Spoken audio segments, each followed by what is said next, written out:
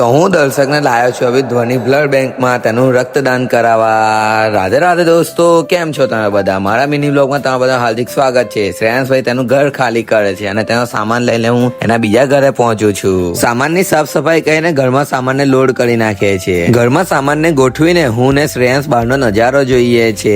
ઘરનું બધું કામ પતાવે ને અમે લોકો પછી બહાર ઉભા રહીએ છીએ. પછી દર્શકભાઈ આવે છે અને શ્રેયાંશ દર્શકની ગાડી લઈને ભાગી જાય છે.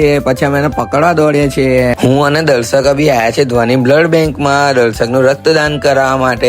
અને હું તો તમને લોકોને પણ કહું છું કે તમે લોકો પણ રક્તદાન કરો જેનાથી બીજા કોઈનો જીવ બચે. તો અહીંયા દર્શક રક્તદાન કરીને આવી જાય છે. એના પછી કોફી અને બિસ્કિટ ખાય છે અને અમે લોકો માછલીઓ જોઈએ છે.